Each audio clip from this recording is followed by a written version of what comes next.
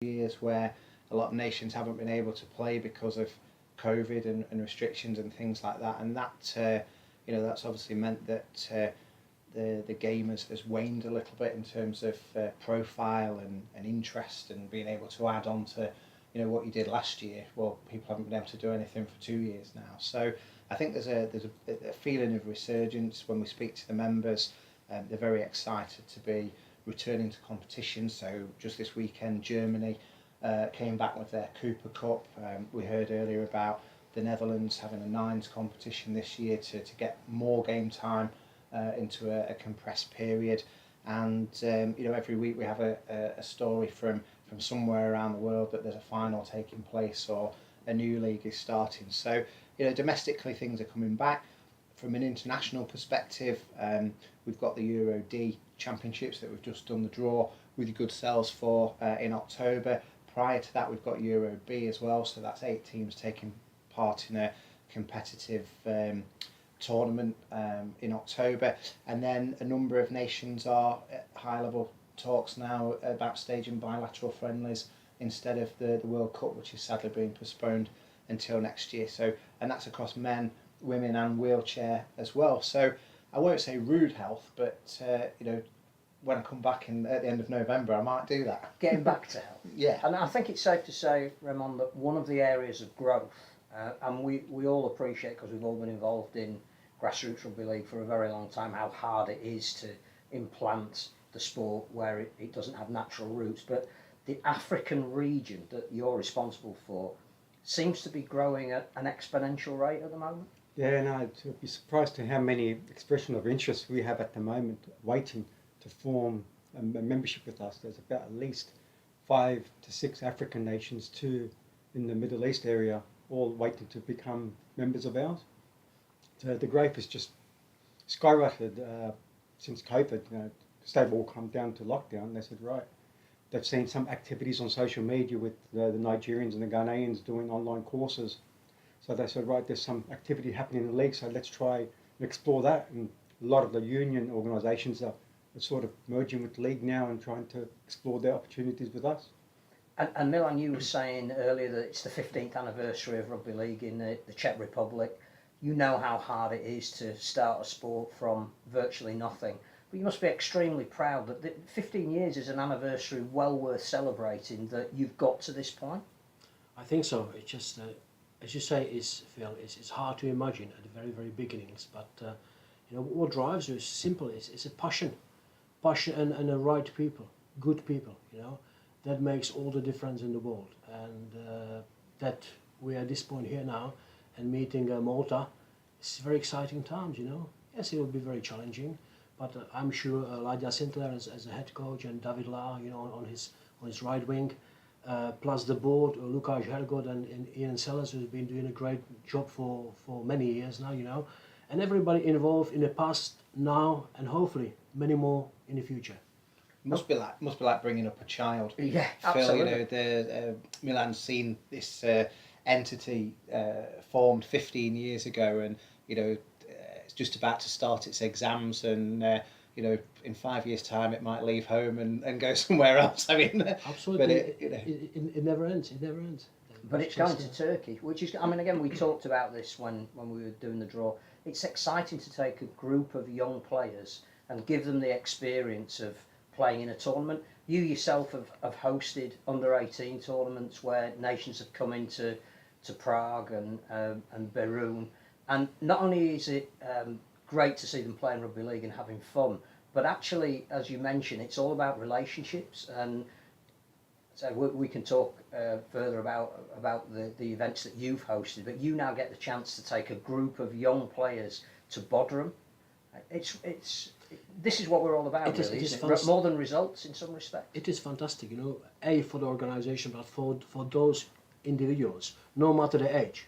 Of course, every team has got a junior players, and then expectations are always there, but how they will face that, let's call it opportunity, because you never know, you learn, we learn every single day, and then these moments, these events, these matches can be life-changing experience, Again, this is, with all humble, this is what we hope for, because then everybody needs to, if you stop, if you snooze, then you lose, so you need to still be looking forward, and we'll do our best. You got a new tagline there. Yeah, snooze you ERL. lose. If you Yeah. snooze, you lose. Yeah. You mentioned the World Cup. Obviously, I want to talk to you about potential qualification for 2025, but how much of a blow do you think it is that it isn't being played this year and it's designated? So you particularly would have been looking to the likes of Lebanon, who I know you're close to a lot of people there. Came up through obviously developing the game in Beirut and the surrounding areas.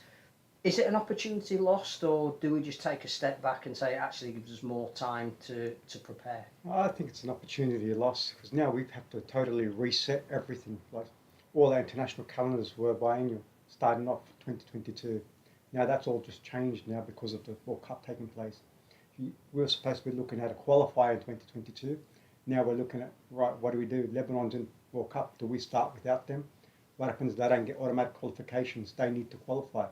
And also you've got all these new members coming in, so you needed to put them in a system where they have an opportunity to go in that pathway.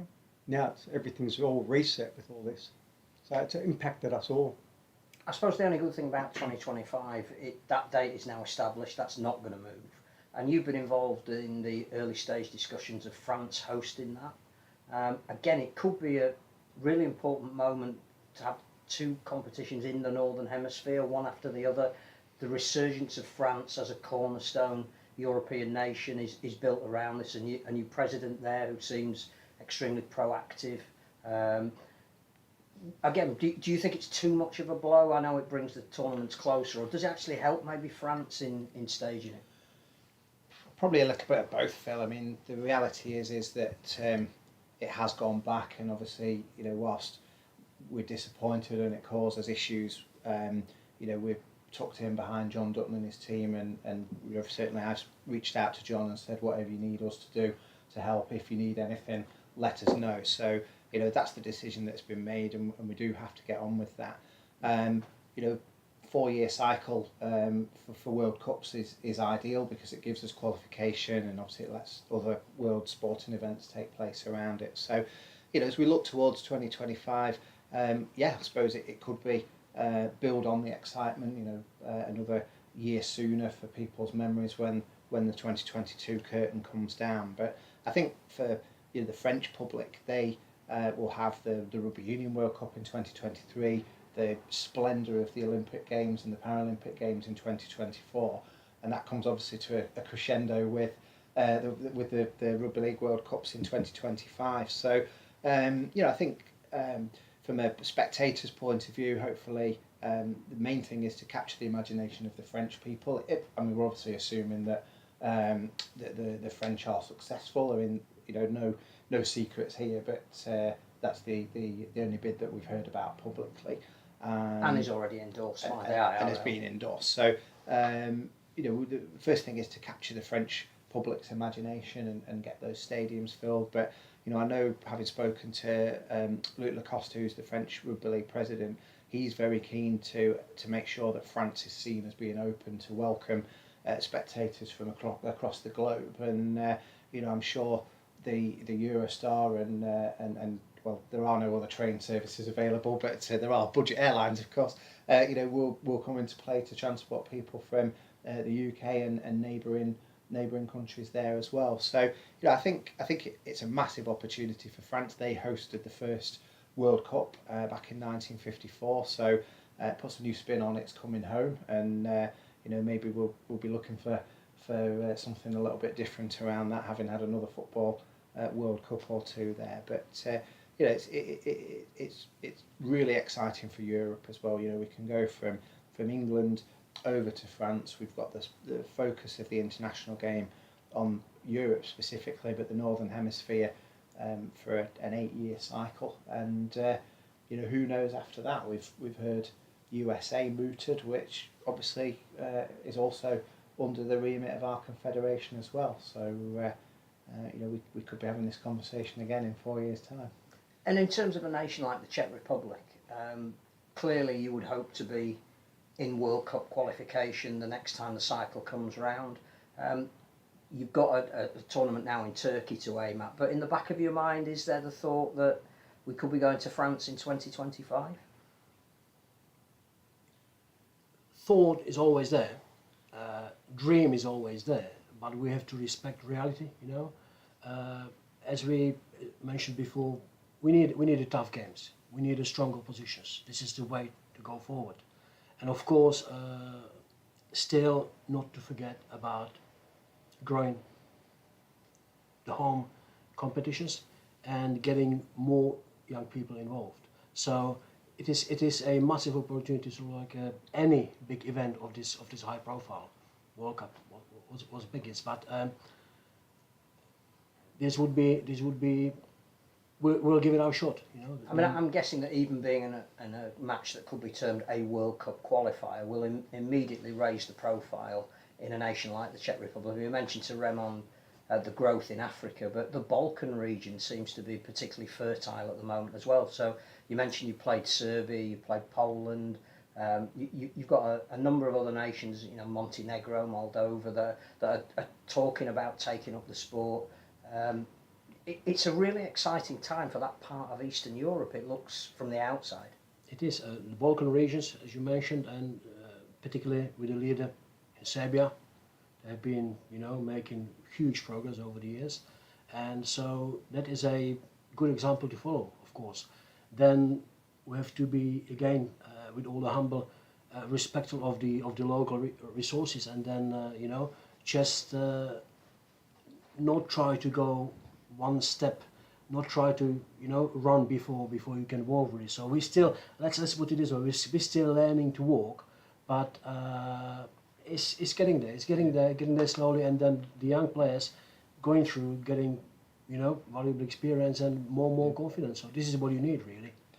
And we've got interest from neighbours around the Czech Republic. So Slovakia are making all the right noises about starting activity there. There's been some basic club nines activities. We've got Misa in Vienna in Austria that is desperately trying to start the federation there, and the beauty for those guys is Bratislava and Vienna are an hour's drive apart, so two clubs forming there can play a cross-border game. Poland, we've been discussing with the Polish Federation over the last week as well about how to restart activity there. Germany is obviously restarted there, so the neighbours are all, or the neighbours this side are all gearing up as well. So it just sort of, it's like one of those colouring maps, and the more of the gaps in the map that we can fill in, then the better it is for the nations that are playing. So it's great that the Czechs are travelling to Turkey, but they can also pick up full international games, one stop over the border as well, which obviously is cheaper and more efficient use of resource. I mean, the one thing we haven't spoken about, and Remond knows this as well, if not better than everybody, is sacrifice. Yeah. We sort of can talk almost glibly about nations are playing, but the story, for example, of the Cameroons and what they went through to play in an African Nations Cup. 3 days on a bus. Getting stopped, arrested. getting held up. Yeah. And again, perhaps we don't tell those stories enough, that we can sit here in a studio and wax lyrical about the World Cup in 2025, but there is somebody who is arranging on a stony field in an African nation to start the sport. What kind of resource do they need, and what can we give them? They need a lot of resource. First of all, they need grass.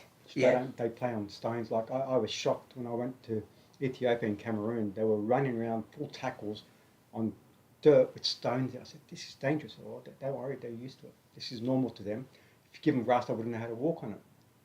So they need a lot of resources, but we've been trying to provide them balls, jerseys, match officials' equipment, knowledge of the game, the rules of the game, how to coach the game, a lot of motivation. So we have to be creative with motivating these people, because you can see it in their eyes. They say, Jesus, how am I going to get people from A to B with no money? And they all rely on finances. So we have to get creative, try to get grants for them, reach out to the community to support them, find donors for them. So it is challenging for Africa. but the heart is there, and Africa's an untapped talent pool. Like, Well, that was the seeing next some of question. these athletes, naturally built athletes, I ask them, have you been to a gym? I said, what is that? I said, well, how are you so muscular and fit? They just run around all day carrying and lifting things for a living. So they're naturally fit people, but just some little bit of attention to, and you get some, next 10 years you'll be able to pick up some good players in England or in Australia. Well, I was going to say, there's almost a parallel here with Jamaica and what they're doing at the moment, that you can have players of heritage that play at a relatively high level, but it's that interaction between perhaps what's happening here and getting then players or resources back to their home nation. Is that starting to happen, do you think, in Africa? We're seeing some of that now. Like if you look at Nigeria, it was based off an ex-professional, Adebisi. He went over there and teamed up with some of the people, expats that were in UK. They started off. He's tapping into the UK system, trying to get gear out them, materials. He rings up his old coaches, can you send us out coaching material? So there is that, you're seeing that. And now some of these nations have taken it one step further. They're trying to partner with the club to form academies. So there's at least 3 or 4 nations now in the MIA are in discussions with Super League clubs to form a partnership with them where they run academies and they have first choice of the players to bring back home. I think, again, we probably underestimate and undersell that element, that Rugby League is constantly talking about increasing the talent pool, and actually we probably do have them, but we just haven't tapped into them. Exactly. I'm interested as well in the women's angle, because I know that, I don't know if it surprised you, but clearly all of these African nations that are new to the sport seem to be equally keen to be starting a women's section as well, and that again seems to be breaking down a lot of societal barriers, and something at Rugby League we play the inclusive card. We should be pretty proud of that. No, very, you should be very proud of it. Like when we're early discussions with them forming their strategies, we're always saying you need to have a women's program. Keep that, because they all ask about increasing their status with us. This is your criteria. So if you embed it with them in the beginning, they know they need to focus on it. Like if you look at the Moroccan Federation, it's chaired by a woman. I think it's the only woman in all of MIA that's represented by a female. And she founded some female activity in France, where she's now replicated in Morocco. So we're starting to see 15-year-old girls running around breaking religious barriers as well. Same as in the Middle East, we've got women breaking barriers as well. Like it's a taboo having a woman in hijab running around with the ball. Now we're seeing that. So it is great seeing this. And do you think that I mean, we're always looking for an angle to spread the game? We mentioned youth in the Czech Republic. Adult males have been playing for 15 years. Is there potential for women, wheelchair, physical and learning disability rugby league in a place like the Czech Republic? I believe there is. I'm just going back to 2008, our event in Barone, where we had the British police and we had Richard Lewis over, and part of our whole day program was a wheelchair rugby, and then that goes some time back, and I've never seen that sort of like connected to any form of rugby before, you know. So yes, let's give a credit to a 15-man game. The ladies' sport in Czech is growing. So yes, again there are spaces to fill. There's always more to do, but again you have to be respectful to your resources, and we all know that a day has got a 24 hours for a reason, you know, and there's 7 days in a week. But yes, it's a brilliant idea, and it's a fantastic project, you know, to work on. And just talking about resource, clearly this particular nation that we're sat in at the moment has decided to remove itself one step from the European Union. Quite a lot of funding has come for European Rugby League from that source. How have you had to cope with that? Has it made any difference? Can you still tap into grants from the EU? Yes and no, Phil. So lots of questions there. Try and answer them all. Has it made any difference? Probably not, but that's probably because of COVID as well. So a lot of the grants that we have had in the past have obviously resulted in people travelling and being able to deliver education, but we've not been able to travel. So particularly, I know Ray and Martin Crick, who leads on our coach education, have gone on to Zoom and Martin's well, he says stranded in New Zealand at the Yeah, moment. he's but, stranded. Yeah, He seems all right. Yeah, he's not making a lot of effort to get home either. If you're watching Martin, but you know, they've gone online, and obviously you know, managing resource, it's far cheaper to more efficient to be able to deliver via Zoom. Not quite as effective, and we need to step that up. So we've not really lost out in the last couple of years. I had a phone call actually this morning with an expert in European funding and other opportunities. So we are now as an organisation looking at how we can continue to be eligible for funding through the European Union. But from being a British company, we're also eligible for the replacement funding as well. So the Turing Fund, which was introduced by the government to replace what was Erasmus, is we're eligible to apply for that, and we'll be looking at that for the forthcoming year. But our members that are within EU countries or are within the programme countries of the funds, so that the EU's identified candidate countries, or places like Norway and Switzerland that have close ties to the EU, are also eligible for some of these grants and things. So I know Serbia recently had a €30,000 grant to be able to stage some activity there. So I think one of the things that we need to look at for our European members is how we work with them and advise them and encourage them to apply to run projects between themselves.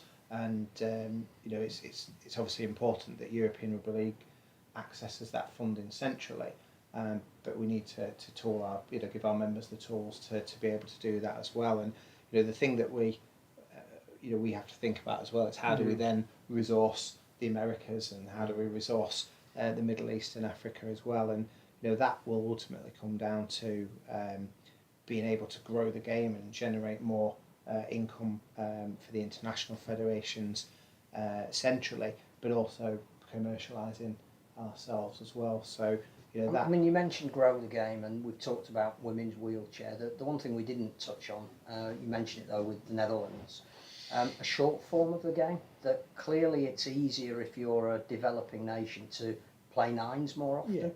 Yeah. I mean, Milan's probably the first person to ask about this. How important is having a short form of the game where less people are involved? Can you spread it to more cities more easily? Can you get clubs up and running quicker if it's not the full 13 aside? Obviously, Phil, the answer is yes, because logistics, you know, and then all the other demands on and off the field. It's just a small. You just keep replicating and replicating, so you can go, you know, further. You can cover more of your territory. Of course, each of the regions would have their own challenges there, but of course, there are many things to be mentioned in that area. But absolutely, it's just the common sense, isn't it? You know, with the 9 players, you can start quicker. And obviously that would apply to Africa as well. But in terms of nines as a concept, I mean, we've got things like the Commonwealth Games. A lot of the nations that are playing rugby league at the moment are part of the Commonwealth.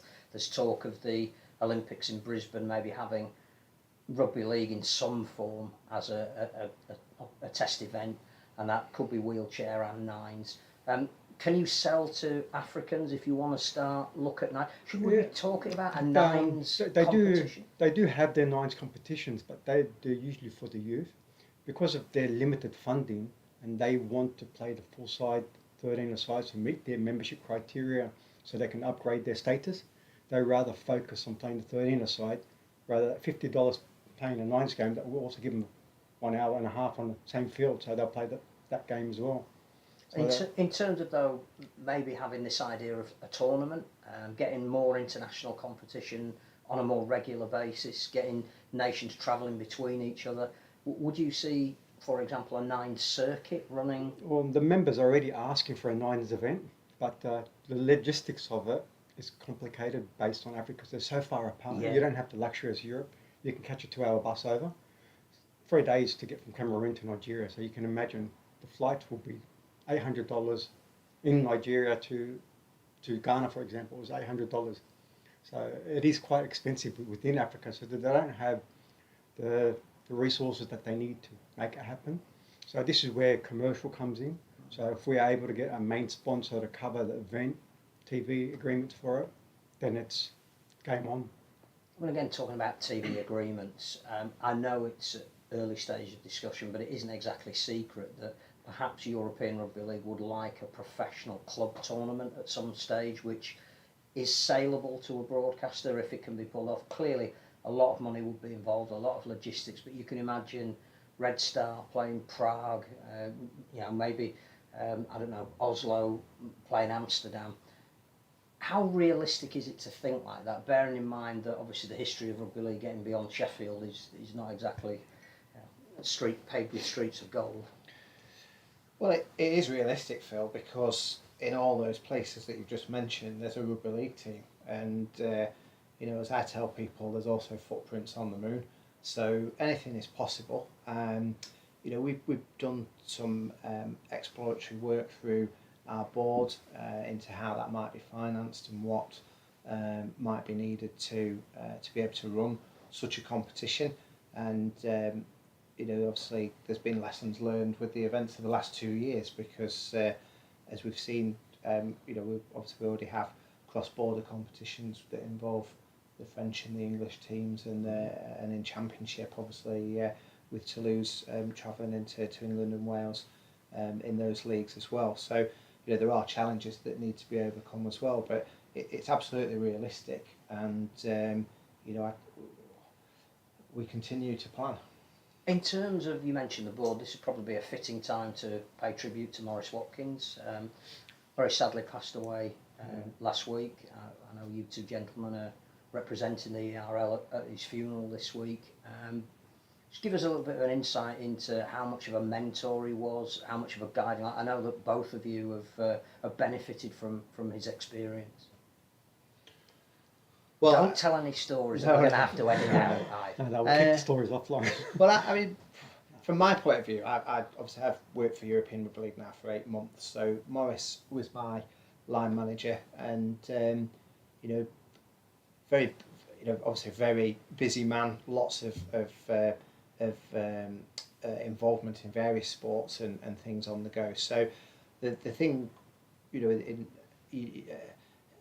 Maurice made time for everybody, but Maurice was a busy man. So and unfortunately for me in this role, I haven't had a chance to see Maurice face to face because of various restrictions and things. But a nice story, and there'll be other people within our organisation that will understand this, is Maurice always rang from a private number. So you never rang Maurice, Maurice always rang you.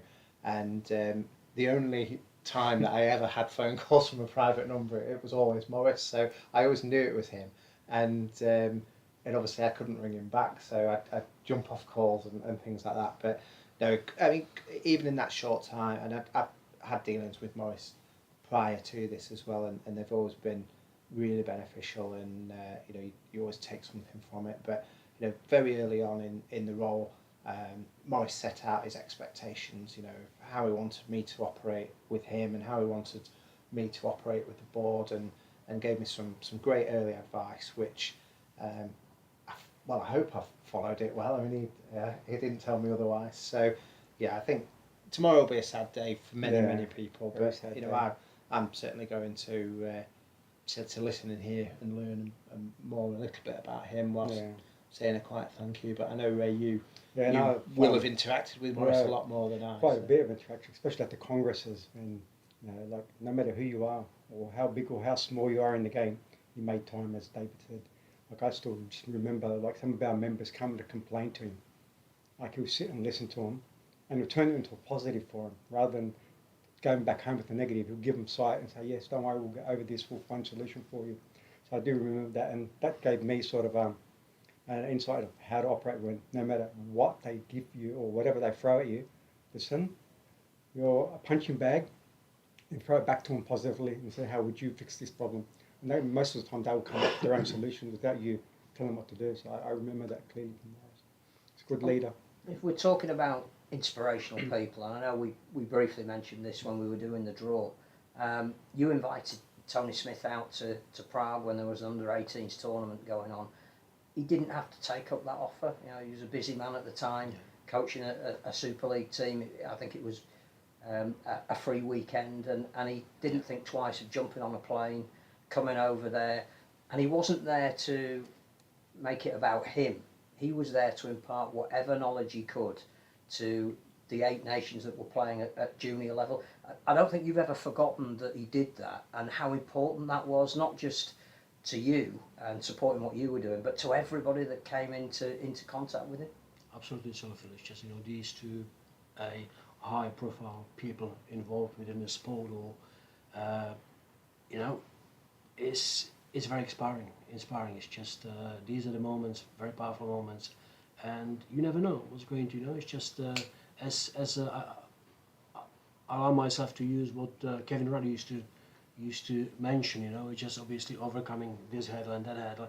So well, look, we just have to believe, and then because the life or any situation can change within a blink of an eye.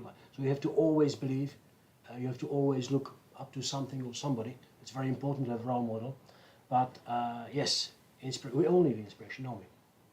And we do. Ray has got a fantastic Tony Smith story as well, which I'm sure he'd love to share. Yeah, no, you read that in my biography. I'm keeping up on my biography. Not that Tony needs to be worried. No, I'm worried now. No, it's a good one too as well. It's about nice coaching story. philosophy, so that's all I can say about it. Yeah. There's no right and wrongs in coaching.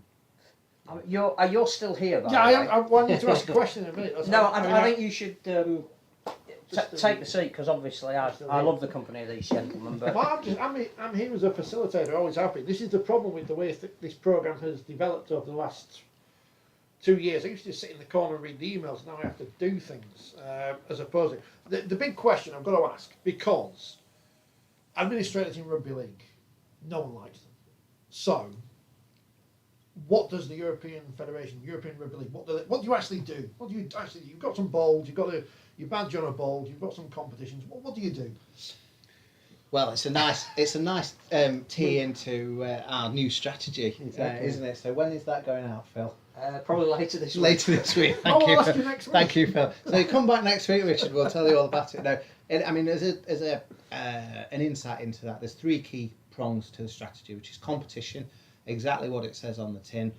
We need to provide international competitions for men, for women, for wheelchair, for youths, etc., for our members, and we have a structured system of competitions across Europe, across Middle East and Africa, and the Americas that do that, and that's competitions in their own right. Some of them filter into World Cup qualifying, and well, some of them don't because they're in their own right. There's only 2 bits to this. So that's the competition bit, and as part of that, we need to make them bigger, need to make them better, need to make them more lucrative, so that we can invest the money back into the member federations so that they have a better experience and can do all the things that we've been talking about earlier. So that's the first thing. That segues nicely into the second strand, which is developing members. So we want to increase the footprint of Rugby League, so we're working with new countries that are coming to the fold. So Ray will drop some names in a minute from the Middle East and Africa, but just earlier this week, if not last week, I'm trying to remember what day it is, El Salvador joined the Rugby League family, so one of our members from the Americas region. We, as I mentioned earlier, we're talking to Slovakia and Austria as well, so we help them to establish their national federations and to ultimately become observer members of the European Rugby League and of the International Rugby League, and then we move them through the membership system. So once they've got their organisation set up and we can trust them, then they can move on to being affiliate members where they're playing regular rugby league, they can enter the competitions, and then ultimately full members where the footprint is a lot deeper and you would expect to see junior competitions, etc. So we do that, obviously the developing bit, and then a big part of that is technical education as well. So coaches don't just grow on trees, match officials aren't found under rocks. I know being one, that's where they'd like us to be sometimes, but we have structured programme of coaching level 1 and level 2 qualifications, but also we're training people to become educators of those 2 strands. So rather than us going out and doing the work, we training people that then go on top of all that, we also oversee their governance, educate them how to run the governing body, federation meetings, general assembly meetings, their documentations, how they should be interacting with the governments and all that. Yeah. So it's a one-stop shop, basically. And our third strand, just to prove that I have read the strategy, And can count to three. and can count to three, is organisational excellence. So that is looking back at us to say, well, it's all right us telling, as Ray says, telling everybody how to do it, or we're a well-run organisation. What are we doing to generate those funds we were talking about earlier to invest into the game as well? I mean, regular viewers of this nonsense will know we're all about organisational excellence here. It says to the camera. Carsten, he's in Switzerland. He's our European viewer. Hello, Carsten. I think his name's on the Dutch training kit thing that they cleverly funded. They're funding themselves to go to this European D tournament where they will be playing the host Turkey, and they've cleverly come up with an idea of having name on a kit. So if it's still open, you want to be part of the Orange Army. Are Switzerland on the agenda yet? Are they? Yes, so we have had some interest in Switzerland. We would be delighted to hear from Carsten if he would like to be part of the agenda. So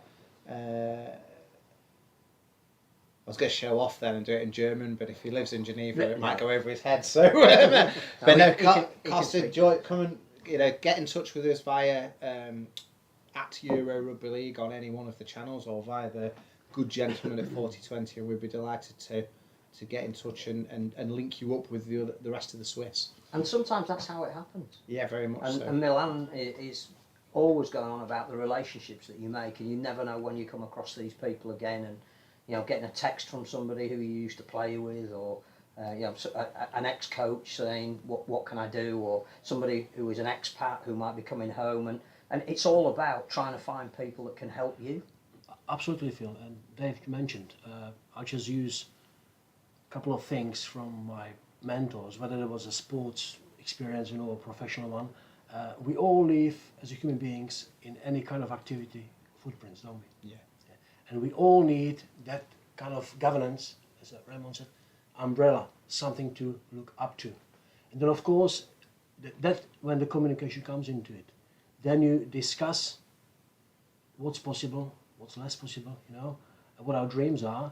And then, of course, if we're transparent and believe into the one target, then we can move things forward. So it is very important to have, those three elements involved. And without communication, any relation gets rusty. That's the nature of the things, isn't it? So we're all human beings. Nobody, nothing is perfect. We all need to keep working hard and try to improve wherever possible. Yeah. So Carsten, get in touch. Involved. Great example. Andy Hay, former Great Britain international, Leeds, Castleford, Sheffield, Challenge Cup winner, Widnes, Challenge Great Cup Britain winner, International. Great Britain international, etc., etc.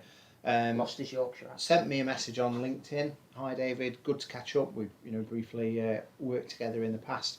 Rugby League in Germany. Can you make an introduction? So I introduced Andy to Bob Doughton, who is the president of German Rugby League. Bob has been living in Germany now for a long time and hasn't had a hooky Sky Sports box on the side of his house. So hasn't been able to watch Super League. It's not on YouTube these days. And I said to him, a guy called Andy Hay, former professional player, has been in touch. He's in Germany. He'd like to get involved. Who's he then? So I summarised Andy's CV in a little bit more detail for Bob, and Bob, has been in touch with Andy, and last week Andy was unveiled as their new performance director, and he's doing a great job, from what I gather there as well. So sometimes it is as simple as who you know, as we know in life. So, Yes. How do you think this programme happened? Yeah. I think Carsten does support Germany from Switzerland. Because he came up, he's got one of those Leeds in Crisis t-shirts. He's one of our, just because of the result yesterday. Don't mention it. Well, it's a European special. Yeah. Wakefield doesn't count. Does North Korea come under Europe? No, that is the Asia Pacific Rugby League Confederation. So we'll happily supply their details at the end of the show. This is the founder of Pyongyang. Pyongyang Pylons. No, the Pylons of Pyongyang, because we don't have the copyright to the previous name.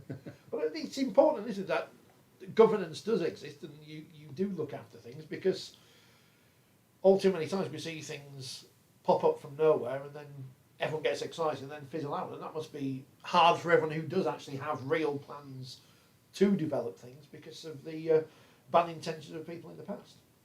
Yeah, I mean, I talk about scorched earth and somebody comes along, does a bad job, and the earth is scorched and nobody can plant seeds again for 3 or 4 years because of the mess that it's been left in. And there's probably not any recent examples of that, but I mean, Georgia.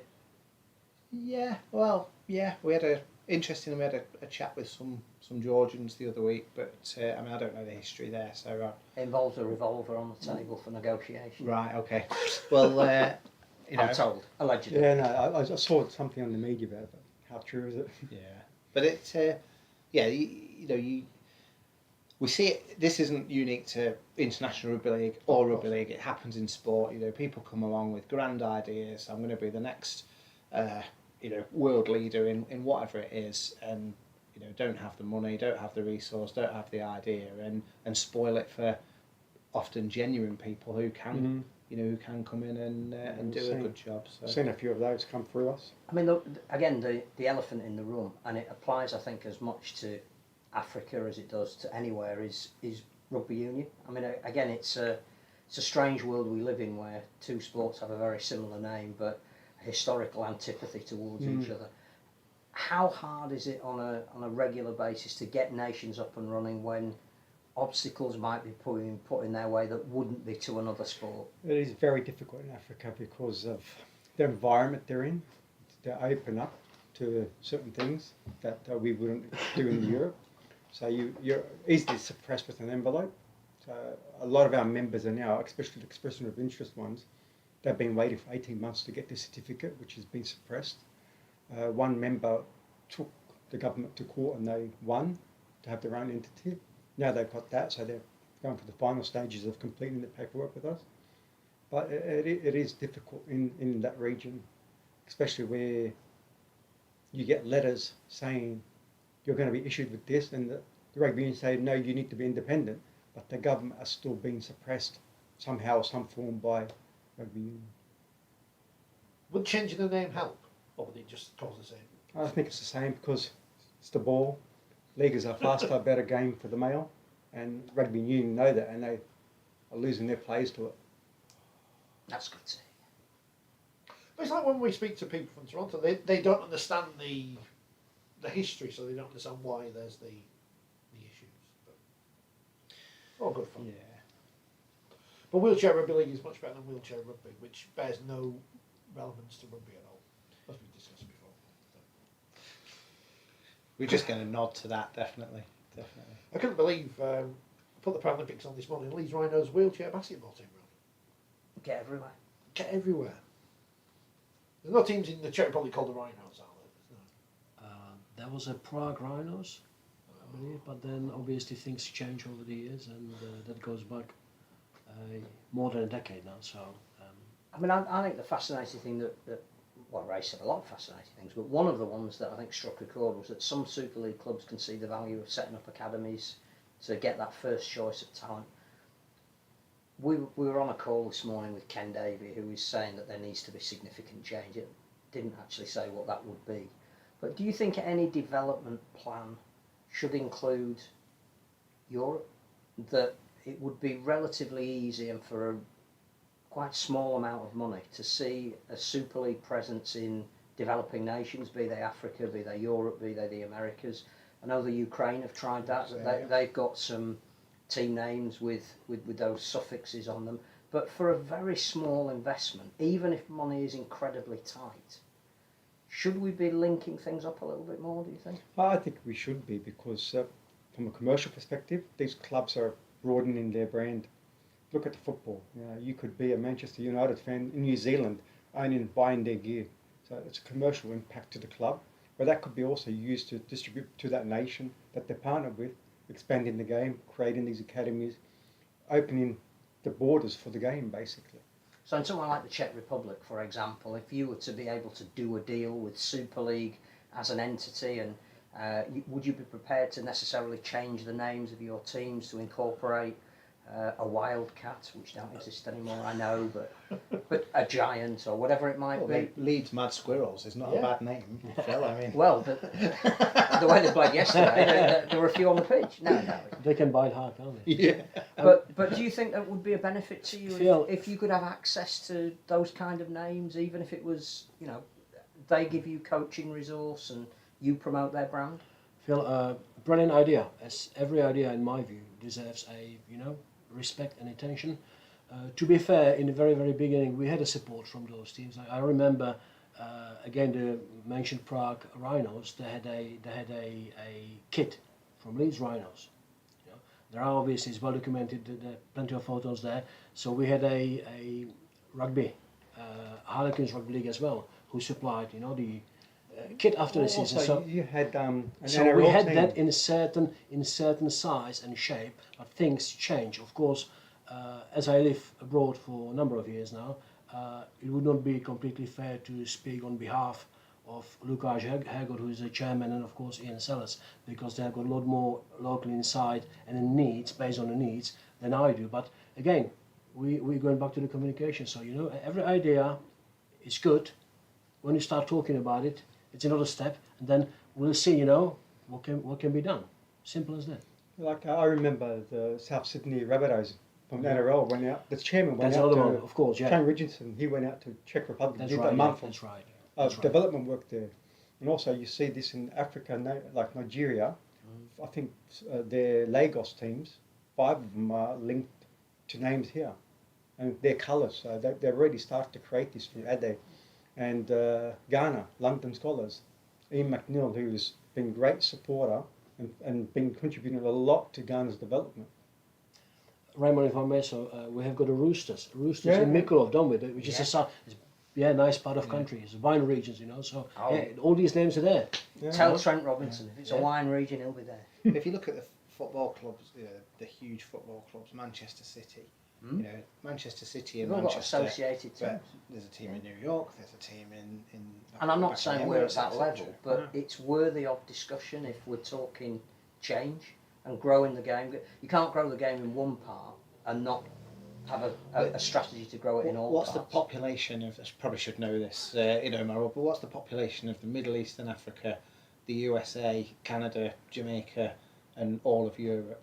It's a lot. That's not a bad fishing No, ground. it's a lot. Yeah. Very big. So you could be the envoy for Wakefield on Wakefield's. Well, setting up teams throughout the Yeah. Northern Hemisphere. I'd involved leaving Wakefield. We'll get Jane McDonald in instead. She's our. Well, she's always cruising somewhere. She is. Too much positive. Again, this is another one of these positive programs where there's not much negativity around. I don't know, especially because at the moment over here, Super League, Championship, League One, we don't know what's going to happen in the future, or what we do, but we don't. And we're talking about getting rid of clubs, which seems like a backwards way of keeping the sport going. But what do I know? But she's like growing the game. Well, I think the It's exciting positive. thing, even if you're talking about Super League and the Championship at the moment, is if Castellan Dragons win on Saturday at Magic Weekend, they win the League Leader Shield for the first time in their history. They are almost, if not, because nobody's quite sure how the mathematics works, guaranteed a home playoff for the first time. Toulouse have been told that they can have their playoffs at home and they're going to be on Sky. So, I mean, can you tap into all of that? I know it's only 2 teams in a professional competition, but can European Rugby League trade off the back of that? Well, it's a nice soundbite, isn't it? Two French teams winning the English top 2 divisions. I'm not saying they're going to win it, but no, well, they're going to be highly. well, you did. They're going to be highly prominent. As, But I think that helps the game in France, and that puts a spotlight on the opportunity of the French game and what we talked about earlier in the conversation about the opportunity for the World Cup. People want to go out and watch winning teams. They want to get behind a team that they can celebrate with, and winning the league in both of those leagues, it bodes well then for a strong national team performance when those games come around as well. So, if I was pitching to the French government to host a World Cup in a few years' time, I would certainly be mentioning that French teams were the top teams in the European Super League. and you've got a club in France like Montpellier who are looking to open up links with Africa. They've got a Cameroon now. French African conference going on in the city. Yeah. They've invited Cameroon to come and play rugby league as part of that. Again, it can only help, I would have thought. Of course it helps. It just opens up and gives you more awareness. The governments are aware of you. There is a sport called rugby league, and it's in these African countries. It's this. It's diversified. What would be the training facilities in Prague, for example? I know I mentioned Prague, and there's a lot of other lovely places in the Czech Republic, and some of whom play great rugby league. But I'm just thinking again that clubs are always looking for a pre-season training base. Now I know that in January you need an indoor one in Prague, but Certainly. but again, is that not something that again where you could foster links, that the Czech Rugby League could invite Wigan out to do a week's camp in Prague in facilities that are indoors, but the payback would be they could do some coaching with guys in the Czech Republic. Again, is it too far-fetched to think about things like that? I don't think so, Phil. You're speaking my heart out, really, because we even had this idea almost on a paper with Tony Smith then, that it goes a few years back. I was fortunate enough to experience it with the New South Wales Waratahs, in I think it was 2005. I spent a whole week with them, and yes, they did the coaching clinics. I know different coder, but they've been touring Europe for about 2 weeks. They played, I think the first was in Moscow, then Prague, and then of course a Bucharest. And I clearly remember there was this outbreak of a chicken flu or something like that, So it was a brilliant experience. So always you can attach to such a high profile team with brilliant players. You can attach anything. It's just to get it there really, and have a mutual agreement so both sides can be ready for what's coming. There's plenty of sunny destinations as well. I mean, we've just talked about Euro D in Bodrum. I mean, absolutely. I'm sure Bodrum is lovely in January for warm weather training, plenty of light, and Malta are in that competition, trying to think of everywhere now that could host. Jamaica's always good. Jamaica would be fantastic, I'm sure. But it was a long time since I did A-level geography, so I can't remember all the countries. But Cyprus, there you go. We need to develop Cyprus. Because that's sunny all the time. Yes, we need it. We haven't had any problems with Cyprus. Yes, we've had. I was leading on that, but we just need somebody on one of the local Cypriots to run that organisation, so it's not based on the overseas contingent running. Large Royal Air Force contingent. I mean, one of the things, again, it's throwing ideas that you've all talked about before, but the public can hear it. I've got this thing about University Rugby League, and I know that you're very close to that over here. Yeah. But I do think that sometimes a Beirut, the Lebanese competition, will be a classic example of it. That might be a really good place to start in all these places. That they've got educational establishments, they've got students there who are quite athletic, and a lot of them run sports courses. Yeah. Is there more we could do in that sphere, do you think, to start? I mean, I'm thinking again of the Middle East part of your remit. I think there's a lot of universities in Israel, Palestine. Well, not so many in Palestine, but Palestine is playing rugby league. Yeah. We could look at perhaps maybe that sector of education to grow the game. Well, it's definitely worked in the Middle East, like especially Lebanon. That's how they were founded. The clubs were formed after the university system, where the players graduated and went off into the community and formed their own clubs. That can be replicated across all the regions, but the complications they'll come across is that because it has to be a registered sport in the education system for their entities to take it on. So we need the University Sports Association to register rugby league, because they always go based on what's that. When they do their tournaments, they're only playing those tournaments in their official championships. So we need that to be. Now I know that Danny Kazanjian was working well to try to get that done with Tom Fisu. Fisu, he was trying to get that done for that. But we need GACE basically, because we're not an Olympic sport. We've spoken to EUSA, so EUSA, which is the European University Sports Association. They hold a championships quadrennially, I think. But it's not national teams; it's teams representing universities. Yeah. So and it's a range of sports. So short form version of the game is absolutely in focus, but it sits alongside chess. So the European University Games is something that we need to pitch at, but I think we'd really want to be looking at national teams rather than Leeds Beckett playing Beirut, or are they still called Leeds Beckett? They were this morning. Leeds Polytechnic. Leeds, Leeds yeah. Polytechnic. So it's more to encourage the members Yeah. to engage with the universities. I know Ghana's gone off and now engage with the universities, so they're broadening that. I know Nigeria are tapping into those universities now because they saw you've got talent pool there, all these and they've got resources, they've got fields, they've got money for equipment, money for jerseys. So And it's the old, we talk about it in rugby league a lot, and I think it's a little bit of a cliche, but it is the next generation of administrators as well. And if you And look sponsors. more so, I think if you look at Ralph Rimmer, who's a CEO of the RFL, University of Liverpool graduate, Dave Rotherham, who's who leads the on-field side of things, played student rugby league.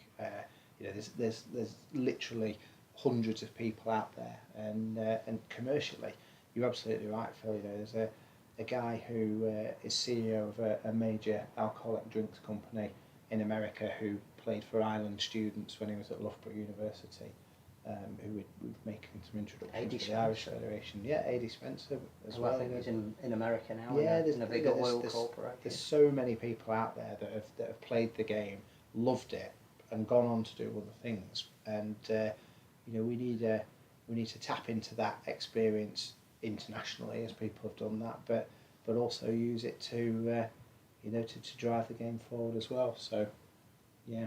You mentioned France. We should congratulate Wales, North Wales Crusaders, who've won again and are in prime position for a playoff spot in League One, but also the Cardiff Demons for that unbelievable finish to the Betfred Women's Super League South Grand Final against the Army, because you mentioned the RAF as well. So, congratulations, Cardiff. Fantastic try with the last play of the game. Who knows what will happen with Women's Super League next year, but that's been one positive of that competition. Well, you know Small, what happened with Women's Super League. I've got an idea what might happen with Women's Super League. That small competition has produced some good games. And I think again, it's widening the talent pool. We've said that all along, and the fact that there is a women's national team, there's a Cardiff team that have now won something, and it's almost as if, do we redraw the map of rugby league to include development outside of following a Super League footprint? I think Cardiff would hold their own on the top 5 or 6 clubs in Women's Super League, and they should be given that opportunity. Yeah, and I think shortly behind them will be Ireland as well. At the weekend they announced a 50 woman train-on squad, of which 25 of the players are based in Ireland, which is great news. And first women's competition just completed over there, and grand final, grand final at the weekend. It's a phenomenal growth, and that will inevitably lead to a national team as well. So the fact that we've had Wales played their first game earlier this year. Hopefully that we'll see some more of those. We know that Ireland are wanting to play a fixture. Scotland have also been training under the watchful eye of Andrea Dobson, who I know very well as well. So professionally, obviously. We don't start rumours. No rumours. So and then obviously Italy have played previously. Serbia, Turkey have all played. Lebanon have played. We know that there's a massive interest there to capitalise on. So they're good to see Cardiff. Lebanon and Italy were the first women's internationals for European Federation. One thing I did need to ask. Next time you're on the phone to the International Rugby League people, our man, Mr. Schofield, retrospectively got his golden boot, didn't he? Someone from that game last year between the Netherlands and Germany needs to be awarded the golden boot for 2020. Well, it's funny you should say that, because I was having a quip conversation with somebody the other day and said, well, the golden boot in 2000 can only go to a Dutchman or a German. So yeah, we'll need to wait and see on that. But I mean, I think there's a golden boot for the player and a golden medal for one of the administrators for that game. When we heard earlier, didn't we, from Kane, that 4 venue moves. And very, I think, potentially in favour of the Germans, because it moved closer and closer and closer to the German border, and handily Czech referee, Yarda, who drove over as well, just taking a few minutes off his drive as well across there. So yeah, we'll take up the baton for you with that one, Richard. This is kind of the important question. That's why I'm sat here. I mean, the other important question is, what is the check for get them on side? Because that means you are an official rugby league nation. Forward. Or forward, yeah. I'm not sure I'm with you. Traditionally, at a rugby league game in this country, there are, let's pick a game last week, Hull Kings Rovers versus Wakefield, 6,439 people there, all of them are referees. And all of them They all know the rules. Yeah. Laws. I mean, Hull KR, they've got that really loud shouty woman as well. The Hull KR Screecher, I believe she's called. Everyone in the crowd, always, 2 things they shout. As Phil says, forward, even when it's not, especially in front of the south stand. Get them on side. They're all always offside. I agree with you. You know that I think that comes anyway with any sport, and that's why you have got a players, and you have got you pay for your ticket, so you can express your opinion. I think it's just Even nature. if it's wrong. Yes, but you know we only. I tell you what I beings. did like, and again, social media can be a beauty or a beast. Sam Tompkins actually put out a tweet today praising the refereeing performance of Aaron Moore in their fixture yesterday against Lee. We need more players who are prepared to praise referees rather than slaughter them. You know, next time Catalans are refereed by Aaron Moore, you know what supporters are going to say if any decisions go the other way. Yeah, but it was great to see. I mean, we know. It was great to see. It was good. I also have to say that we saw a great game last night, probably the best game of the season. I know we're not here to talk about necessarily domestic rugby league. Because you don't want to talk, I know. Because I don't want to talk about it. But the Saints-Warrington game was superb, but one of the reasons it was so good was because Liam Moore was absolutely brilliant in the way that he refereed it. He allowed the teams to play. Former guest of this programme. I think sometimes the best games are when you don't remember the referee. Well, I think we That's saw right, a wheelchair final the other day with a referee who I can't remember. A touchline referee. Well, it's been known. Are you off to Magic Weekend, Phil? Yeah, it's a very good point, because at the same Because I'm time not. that Leeds are playing Hull on Saturday course, yeah. night, We mentioned this. Leeds are promoting that Josh Warrington is fighting at their stadium. And I'm sort of torn as to whether to go and watch a one and only boxing event in a stadium that is going to have 20,000 people and a different sort of atmosphere to rugby league, and try and record that, or go up to Newcastle. You can either see history or Leeds versus Hull, and I've seen Hull, they're not very good. Well, it's a different form of Warrington at Headingley as well, so again, it's quite a nice angle. So at the moment, planning to be there for at least part of it, but again, I just think no coordination there. If you can bring me back a programme, that'd be nice. That's all. Because I'm not going. Because I I'm thought you were going going to say if you could bring me back some chips. No, because we're not going. Going to the chicken. The chicken cottage. No, people can listen. Because I'm going to be at Bellevue, where Huddersfield Giants host Wakefield Trinity. Don't ask. In the Women's Super League Shield. And aren't they playing each other up at Newcastle? Yeah, at the same time. Yeah, at the same time. Like when Wakefield played Warrington the other week, but it will be my last chance to see Wakefield women play this year. So. Without a couple of their better players? Well, a couple of their younger players, yeah. I think it's. I'm not saying anything. I think it would be fair to say for a lot of people across Women's Super League, they'll be glad when this season's over. Probably those who are not involved in the sort of thing. But. I know we're not talking about the men's game. I think the fans are more interested in this weekend's Origin series in Ghana. The Safi 13s versus the Gila McNeils. Is that named after you? Yeah. Are you favourites? Are you favourites? Would you like to sit next to Mr. Safi? Are you underdogs? Are you confident? I'm confident Have you the boys selected a team? Have you No, signed I haven't got no involvement in the teams whatsoever. named the I've just team. got the naming rights, that's it.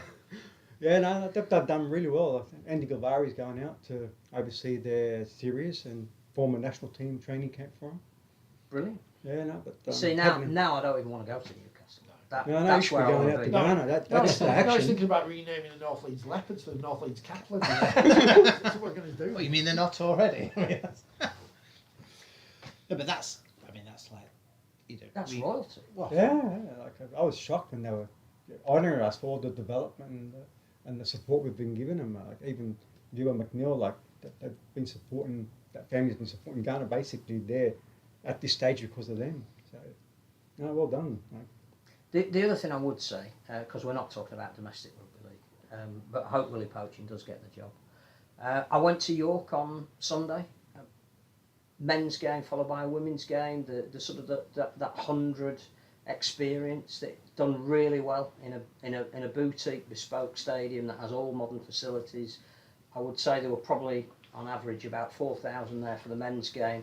At least a quarter of those people stayed for the women's game. And we talk about what do we need to do, and it doesn't cost a lot of money to regenerate this interest in the sport.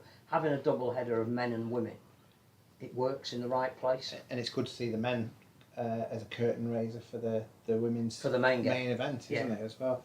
I had the pleasure of being at York earlier in the season as well, but unfortunately the women's game had been cancelled owing to a bit of COVID disruption, so didn't get to see that. But what a fantastic facility! That But is what a as great well. idea to use Oh, it to its full effect. Well, the key thing with that is the message that York are giving there, and other clubs, I know York aren't exclusively doing this, is saying that our men and women's team are on a par with one another, and you come in to support the club, not the team. And I think I've done quite a bit in the past in the women's game, and we've had to try and break down some of those barriers, and there's many people that were trying to break down those barriers long before I was doing anything, and still continue to do so. But it's a great message, and I think that if you look at some of those really powerful kit launch pictures where the men and the women and the players in the wheelchair are all there in the same kit as one, I think that's a message that our sport can really push. And looking at the World Cup as well, 3 World Cups, the most inclusive World Cup ever. There's a lot that we can be very proud of there as well. So find the negative in that. Get blamed for the negativity. That's not fair, is it? I was thinking Phil having that great weekend of going to York on Sunday and then Bellevue on the Monday. It was a nice contrast. Yeah. Yeah. You love the Rocket. It's lovely. Yeah, the Wi-Fi worked. Did it? I've still got the code from when I worked there. That's the only reason I ever get it when I go there. They'll change the password now. They won't be watching. Have we got anything else to The say? only 'Cause other thing I would say, I think we've been privileged to join Yes. by 3 And people I who... should say thank you for trusting us with the draw earlier, because although rugby league organisations in the past have not trusted us to do draws, so we feel very, very honoured. I think the other thing is we've done some programmes recently with people that we could genuinely term pioneers throughout the globe as well. I think the pioneering end of things No, is but- definitely with these two. But we've had people like Rob Bergin on, and I think it's just important to tell as many people as you can. It's the word we used earlier about sacrifice, what people go through to establish the sport, what Milan did in the Czech Republic. Again, trying to spread seeds where there weren't any before. Fantastic. What Remond's been doing virtually all his life. 20 years, 21 Spreading, years now. Yeah. and he's only 25. Spreading the word of rugby league. I don't think you can hear from these people enough, so I'm very grateful to have them on the podcast. I think the only other thing I'd like to mention is Rob Burrows' book. It got to number 1 in the Sunday Times bestseller list this week, which has never happened before. We think about 10,000 copies sold. The original print run sold out. Some amazing comments by people who don't normally come across rugby league about how inspiring the story is, and clearly if it wasn't as beautifully written as it is, it wouldn't get those sort of reviews. So first and foremost, it's a great book, and it's in about 3 parts. It's part rugby career, it's part what he's going through now, and it's part love story. So to break down so many barriers with a book is absolutely massive, and if you haven't got it on your Christmas list yet, put it on. You won't be disappointed, but it's massive for the sport. I hope, as a sport, we can help Rob a little bit further by, if you like, trading off the back of it. So that is a big story for rugby league that I'm not sure rugby league at the moment realises how big that actually is. No doubt, yes. And I think, you know, even Milan was saying earlier that you don't need to know Rob. We've seen enough of him now to know that his story is the best of rugby league, and the friendship that he's had with people like Kevin Sinfield and even Doddy Weir, Stephen Darby. Absolutely. Wherever you are in the world, that resonates. And out of Rob's adversity, you know, we've seen some of the best of people in the game, haven't we? And you know, we love 80 minutes a week to bawl and shout at our opposition, and then again, I mean, like waxing lyrical about the game, but we know how to come together when it counts, don't we? And I think there's a direct link with what these guys do on the ground, spreading the game, and what Rob's trying to do with awareness of MND. And if we can link all that together, then we'll just be so much stronger. Great touch by Alan Shearer as well. Yeah, fantastic. Yeah. And not only that, but genuine. Not only did he go and visit Rob, but to tweet out that he had and have his picture taken and say such complimentary things about his family. That's genuine. Yeah, and it's not. There's no PR. It's not for his own ego. No. It's to spotlight. It's a humanity. Exactly. Yeah. Very powerful. Yeah. Very powerful. We're done. We'll be back next Monday after Magic Weekend, which Phil might not be going to. I'm not going to. So No, I think I'll be there. You'll be there. You can tell us all about the Catalans winning the League Leaders Shield. They may not on the way St Helens play. Well, last they may night, not. But They'll celebrate it more than Saints did the first time, though. So that's good. I'd hope so, anyway. And Lee's relegation party against Hull Kingston Rovers. well, again, if what was said today by Ken Davey, that the games now that have been lost to COVID will not be rearranged, then mathematically Lee were relegated by that stage. Get the ARP on next time on the league table. Gentlemen, thank you for your time. Thank you. Thank you for having us. We'll be back next Monday then, probably, because I don't think anything else is going on. So thanks for watching. Let's see if we can put a thing on at the end, a little graphic, because I've been learning to do things today. No, I don't want to do the live draw because we've already done that. We're doing that